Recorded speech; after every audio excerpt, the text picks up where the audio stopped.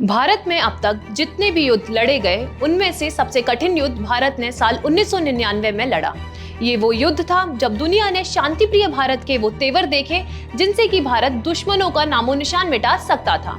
94 दिनों तक चले इस युद्ध की कहानी आज से 25 वर्ष पुरानी है। नमस्कार, मैं शिवानी शर्मा आज आपको बताऊंगी कारगिल युद्ध की पूरी कहानी, जब घुसपैठी पाकिस्तानी सैनिकों को भारत ने हार की धूल चटाई थी। जहां एक और भारत लाहौर बस सेवा के जरिए अपने पड़ोसी मुल्क से दोस्ती का हाथ बढ़ा रहा था, वहीं दूसरी ओर पाकिस्तान कारगिल क्षेत्र की ऊंची चोटी पर घुसपैठ को अंजाम दे रहा था। 3 मई 1999 वो तारीख थी जब एक चरवाहे ने हथियारबंद पाकिस्तानी सैनिकों को कारगिल की चोटियों पर देखा था।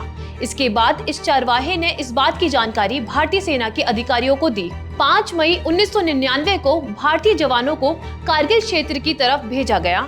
इस दौरान भारतीय सेना के 5 जवान शहीद हो गए। इन 5 जवानों की शहादत के बाद से ही इस जंग का आधिकारिक रूप से ऐलान हुआ। उस दौरान भारत के तत्कालीन प्रधानमंत्री अटल बिहारी वाजपेयी ने देश की जनता के सामने ये स्पष्ट किया कि वे पाकिस्तान की गद्दारी का जवाब जरूर देंगे, जिसके बाद भारतीय सेना ने ऑपरेशन विजय की शुरुआत की।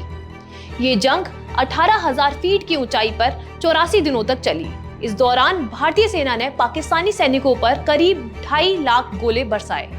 300 से ज्यादा तोप और रॉकेट लॉन्चर से हर रोज करीब 5,000 से ज्यादा फायर किए गए। इस जंग के आखिरी 17 दिनों में हर रोज 1 मिनट में करीब 1 राउंड फायर किया गया। चलिए अब जानते हैं कि कारगिल युद्ध में सबसे ज्यादा चुनौतीपूर्ण क्या रहा।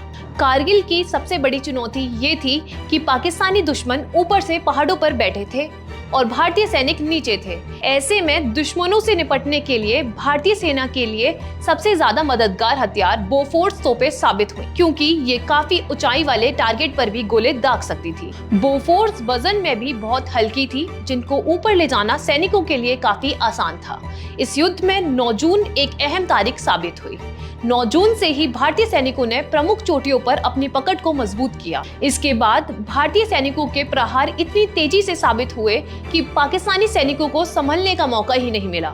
इस जंग में खुद को हारता हुआ देख पाकिस्तान के तत्कालीन प्रधानमंत्री नवाज शरीफ ने अमेरिका और चीन जैसे देशों से मदद मांगी, लेकिन दोनों ही देशों ने किसी भी मदद के लिए साफ इनकार कर दिया। वहीं दूसरी तरफ भारतीय सेना ने पाकिस्तान की अवैध कब्जे वाली चोटियों पर तिरंगा लहराना शुरू कर दिया। इसके बाद 26 जुलाई का दिन आया जब भारत ने इस युद्ध को पूरी तरह से जीत लिया। ऐसी ही और कहानियों के लिए आप बने रहें India.com के साथ।